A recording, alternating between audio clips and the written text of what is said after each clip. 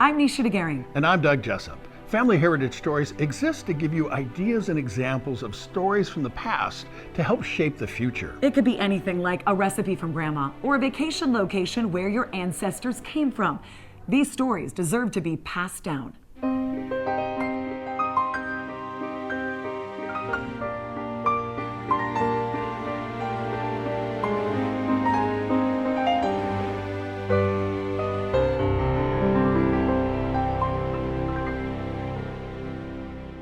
If stories aren't passed down from generation to generation, they're lost. And it's as though those people never existed. In this episode of Family Heritage Stories, people share those stories about special connections. We all benefit from heroes among us. Now, they're going to say, it's just part of the job. But it's more than that. It's time for Hero Salute Stories.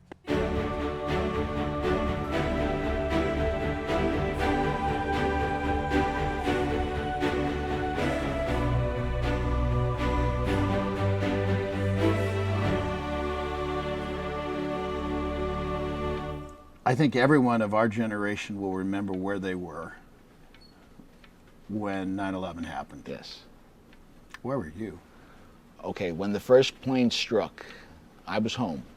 I was actually at my desk on my computer, and my oldest daughter, she was going to. She was going to work or college, or whichever it was at the time. She comes down and she says to me, "Daddy, you know, planes just struck the tower, the World Trade Center." I immediately turned the television on, immediately turned the radio on. They had a total recall of firefighters. They said all New York City firefighters report to, and they set up different staging areas throughout the city for you to report to. So I just happened to be the park that was closest to me was one of the staging areas. Grabbed my gear, got in my car, went down there. And he said, "Cap, you got your gear?" I said, "Yep." It's okay. Here's 5 guys. Get on the bus. Okay, got on the bus, and off we went. Now, I remember we went Long Island Expressway, got on the BQE. We're heading into Manhattan. You can see the second tower had been hit and was coming down. Had come down in the meantime. You could see the 2 columns of smoke, or the 1 huge column of smoke coming up. We were going to go over the Brooklyn Bridge. We get to the Brooklyn Bridge, and there's such an outflux of people come out of Manhattan, we can't get over with the bus. Okay, so we turn around, go back on the BQE, head a little, I guess it was east, we headed to the Williamsburg Bridge. Went over the Williamsburg Bridge, came into Manhattan, but now you're north of the site. At that point in time, which was, in hindsight, a God's bless, because the wind that was out of the north that day, it was a crystal clear day. It was a gorgeous day. I mean, beautiful fall day in New York City. We came in and we set up a staging area. They said report to the staging area, report into the command post. We were at the Stuyvesant High School. It's one of the specialty schools in the city of New York. And basically, we waited. Okay, 7 World Trade Center was a 43-story building. We had OEM in that building, Office of Emergency Management. We had a couple of 1,000 gallons of diesel fuel stored in that building to operate all the generators, because this is where every agency met in an emergency to handle the emergency.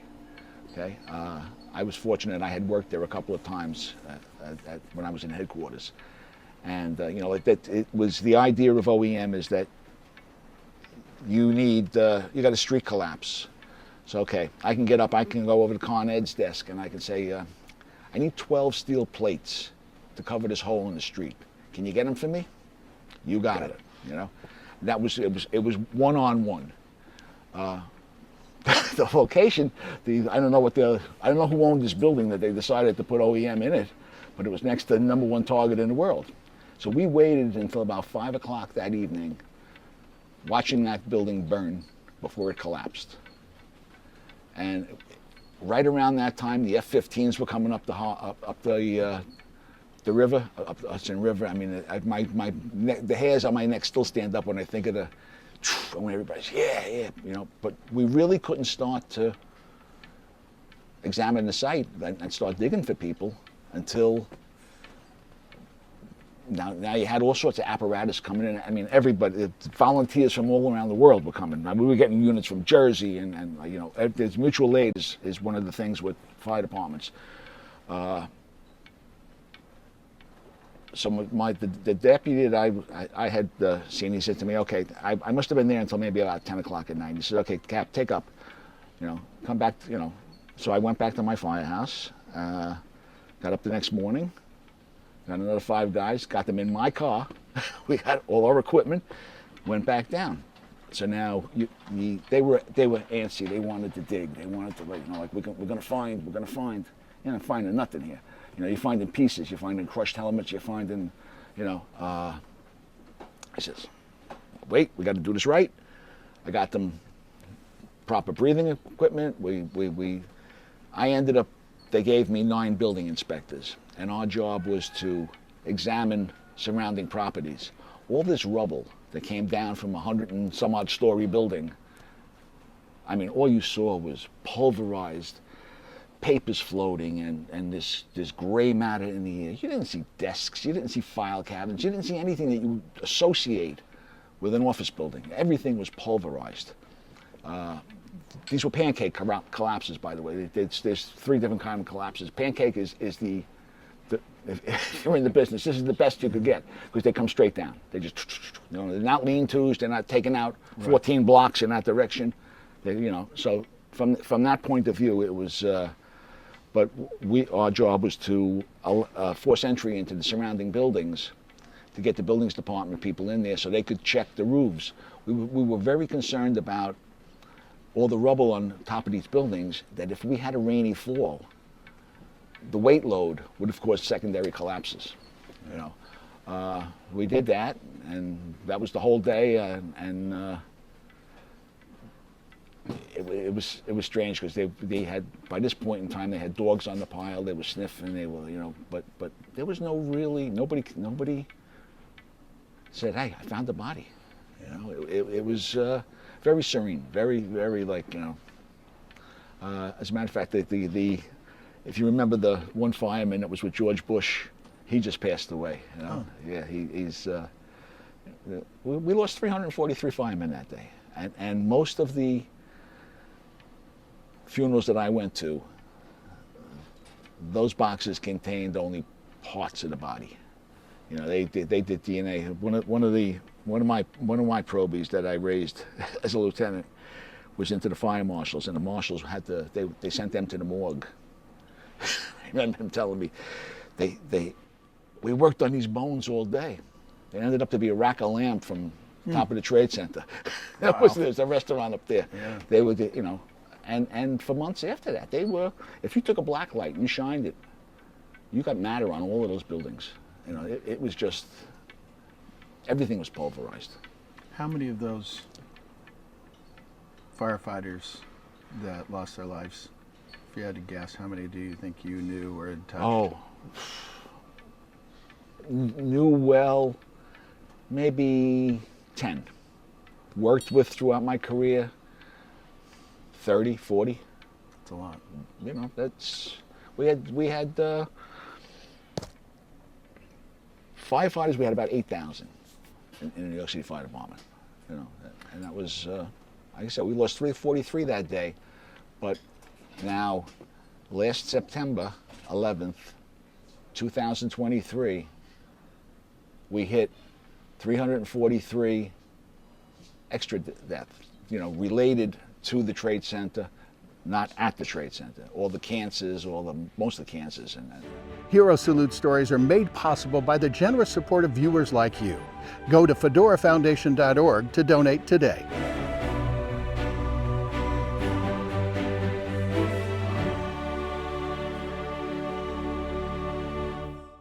In this episode of Family Heritage Stories, country music singer-songwriter Rick Steele shares stories about his special connections. Just the mention of the word genealogy to your kids, and you'll probably see a room full of sighs and eye rolls. We probably would have done the same thing when we were kids. interests. But as we got older and lost loved ones, genealogy started to mean more. Everyone says they wish they could have just 5 more minutes with their loved one, and researching their lives through old journals and faded photos is about as close as we could get. But in our fast-paced digital world, our kids don't seem to be interested in reading and researching their family history. Isn't it time for genealogy to catch up to their speed? That's where Your Legacy Story can help. As a professional production company, we specialize in getting the entire family excited about genealogy by creating family history documentaries. Your family will love hearing Grandma and Grandpa's stories in their own voice for generations to come. Visit us today at yourlegacystory.com. There's a special bond between grandparents and grandkids. Tell me a story about your grandma or grandpa.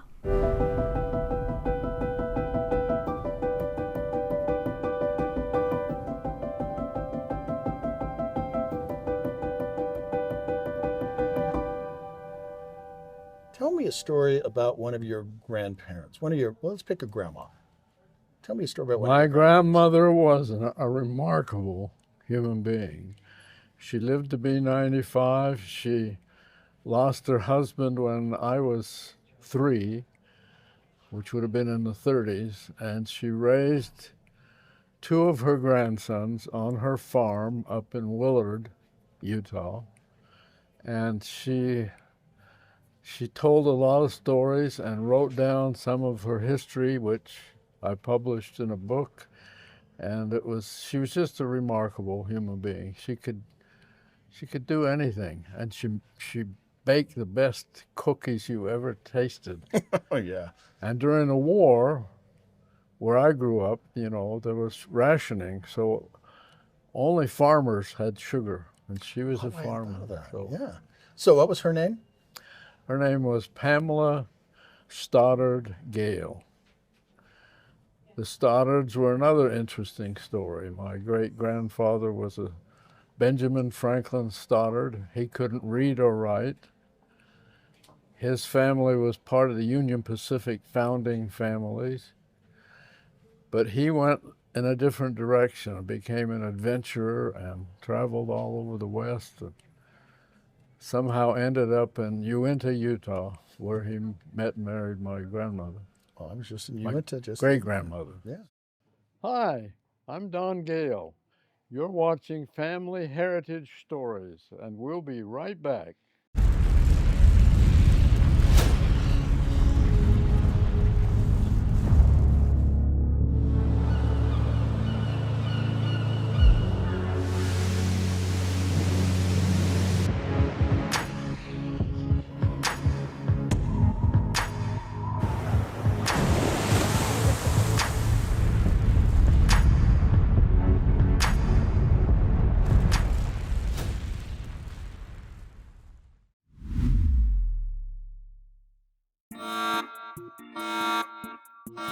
Mary Baird, what do you call 2 octopus that look exactly alike?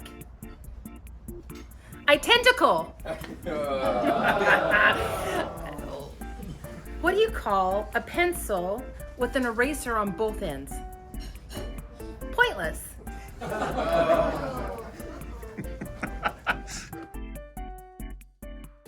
What does heritage mean to you?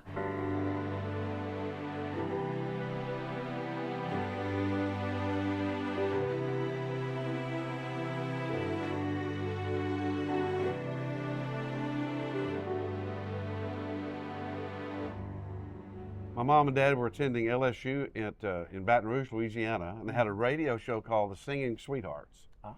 And I guess I was the result of the relationship. Yes, you were. Anyway, so apparently they knew each other intimately, and it was a relationship built on being almost, for all practical purposes, not necessarily the gypsy culture as we know it traditionally in heritage for the last several hundred years, but gypsies and a lifestyle. I can remember moving into a boat in Miami in 1964 when I was 12 years old, a 53-foot Huckins that was sinking the whole time we had it. And we literally went up the Intercoastal Waterway and sang at a different marina every day. Oh yeah. I mean, I'm not saying anybody liked it, Yeah. you know, okay. or that anybody really showed up, but we did. Okay. And it's how we paid for all of our fuel to get to New York to live at the World's Fair in the New York Marina, where we performed for 2 years at the Protestant and Orthodox Pavilion right next to RCA Color Central. The first color studio in the world was there. Oh yeah. And it was a big fishbowl where people walked around in the staircase, and I got to be in the fishbowl. And anytime they wanted a crowd, they'd take the 11-year-old kid and put him up there and let him sing, and everybody would, oh, it'd be cute. The place would fill up, and then they would do whatever they were going to do after me. So that was my job at the World's Fair, other than throwing frisbees.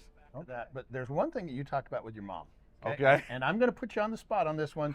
Okay. Because she's watching right now, and she might do a video about this for all I know. She will. Okay. Mom will be taking this. She'll absolutely. Not on the road. Yeah. Okay. Well, it could be on the road, but not to a stage, but just to you. Okay. You're a little kid, little boy. Okay. I got it. You know, and you know, you're having a rough day or whatever. Was there a kind of a song that your mom, going back in the memory banks, would sing to you, not to the audience, but would sing to you, that said, "Oh wow, that was." You know what was so funny is that I really don't remember and this is a crazy answer. I never thought about it. Great question, because it evokes an answer that I would have never thought of. I know my mom sang to me every day. I know she sang to me every night. I kicked the hymnal out of her hands when she was 8 months pregnant with me, singing in the choir. So I know what my mother's voice sounds like. The Jordanaires, when they weren't traveling with Elvis, were traveling with my mom. Elvis and my mom exchanged Christmas cards. My mom and dad had a black and white television show in the 50s in Memphis. All of the people that you see involved in Elvis, the Stamps, Jordanaires, all those, I was raised around. I thought everybody was like Elvis. I didn't, you know. Because when you're a kid, you just think this is normal. But the weird answer to your question is no. And the reason why that's weird is because she was always singing to me. There was never one song, because every time we set up anywhere, every time we went anywhere, every time there was a microphone up anywhere, I'm in the front row waiting to go on stage, or I'm mixing sound, or I'm helping move in or load out. We carried pianos and organs and band instruments with us. And we had to set up, perform, and then tear down and drive. And there were years when I did 450, 500 shows a year. Wow. I would go perform in a high school and then a grammar school and then in a concert that night. Have you ever wondered how an object becomes important enough to be passed down from generation to generation? Well, later in the show, we share one of our viewers' treasures remembered. Hi, this is Doug Jessup. I was recently impressed by an interview with a gentleman by the name of Mike Tingey. Now, he brought an outline of different things we wanted to talk about. We're not talking paragraphs here. We're not talking big, huge stories. We're talking a word here or there. With those simple notes, I was able to weave in transitions that made the story kind of go in a rhythmic pace, if you will, because he wants to make sure these stories are passed down to his children and his grandchildren. Life's kind of funny that way. The interaction of stories and experiences, is it fate or is it circumstance? Well, personally, I believe that things happen for a reason. The point is, are you actually listening? Are you in a place mentally, physically, emotionally to be able to understand and be receptive to those lessons that life is trying to teach you? It kind of reminds me of the line from Forrest Gump. Life is like a box of chocolates.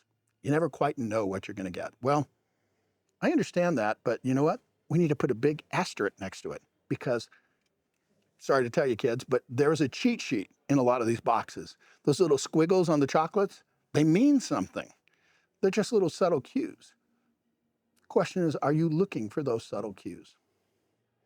That's the mission of the Fedora Foundation and Family Heritage Stories. One story at a time, one experience at a time, collected, preserved, and distributed to the next generation. This show is made possible by the generous support of viewers like you.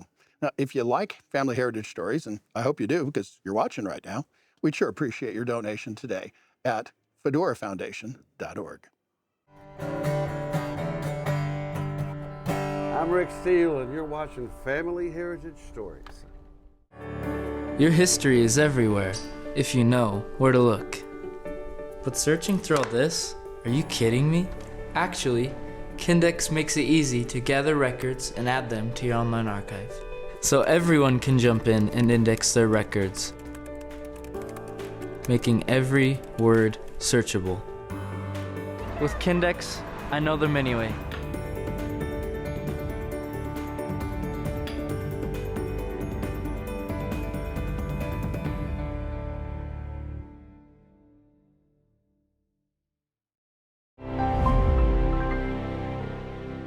You learn a lot about traditions, values, and culture when you travel.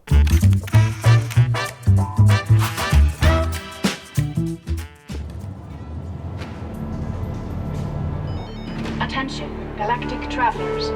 All space flights have been delayed. Again. We've all been there. You book $1 million seat on a spaceship, get all dressed up for a 15-minute space vacation, then your space flight gets delayed. But did you know there's an out-of-this-world experience that's a lot closer, doesn't cost millions of dollars, and has oxygen? Right here.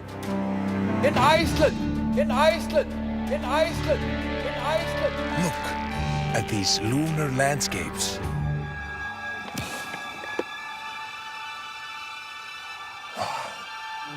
Alien life forms. Enjoy food that's fresh. Not freeze-dried. And air.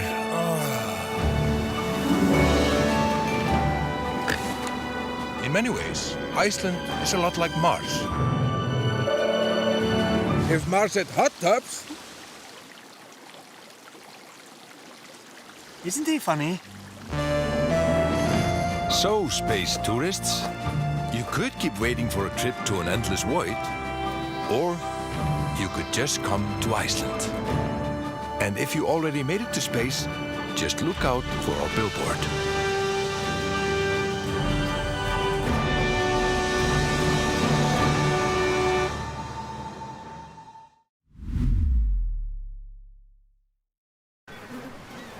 Love, exciting, come aboard, we're expecting you. The Love Boat promises something for everyone. Set a course for adventure, your mind on a new romance.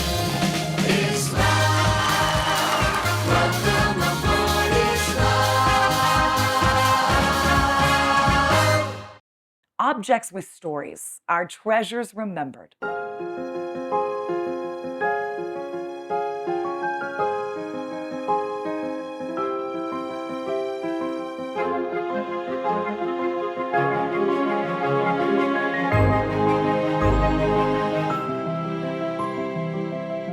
The instrument you have got right here is a special one that has a story, and part of the feature of the show is everyone has a story, but objects with stories are treasures remembered.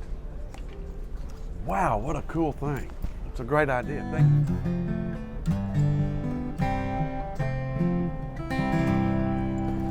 This is a D35 Martin. That makes it pretty special in itself. There's not a whole lot of those. There's probably less than 300 of this specific guitar in the world, and I don't deserve it. Inside, which you probably can't see, but we'll give you a picture to post maybe at this point in the show. Thank you. It's signed by Johnny Cash's son, John Carter.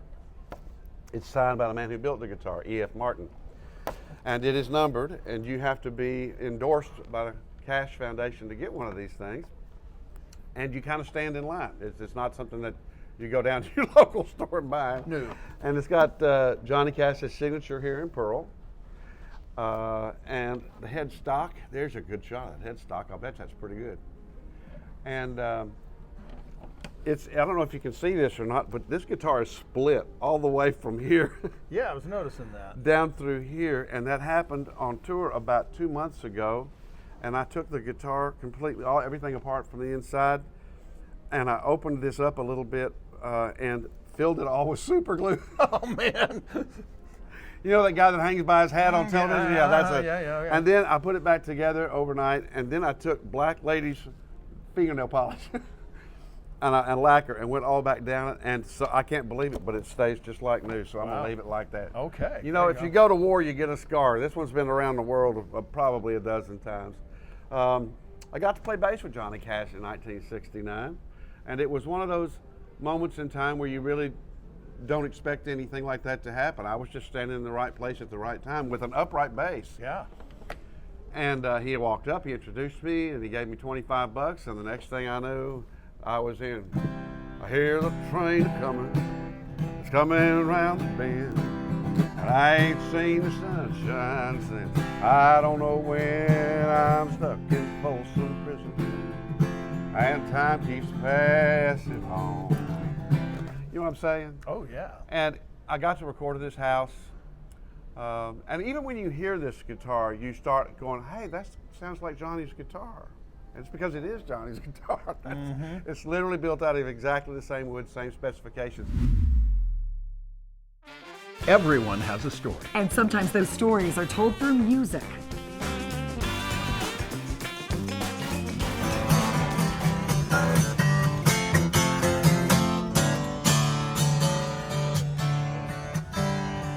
Family Heritage Series, my favorite song on the radio. I love those stories, I love the old glories and the things that make us all wanna go. Watching that television, bringing about that new concision. I don't know what that word means, but I was just writing it down, I messed it up, and I'm really sorry, but you need to watch the show.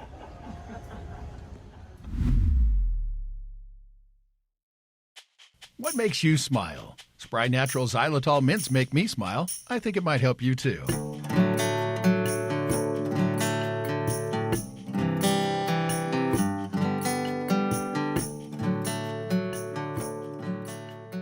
It's our honor to be able to help people remember where they came from. The Fedora Foundation supports the collection, preservation, and distribution of diverse stories of traditions, values, and culture through Family Heritage Stories, on TV and online at familyheritagestories.org. How do you want to be remembered? With another episode of Family Heritage Stories, I'm Nisha Dagaring. And I'm Doug Jessup.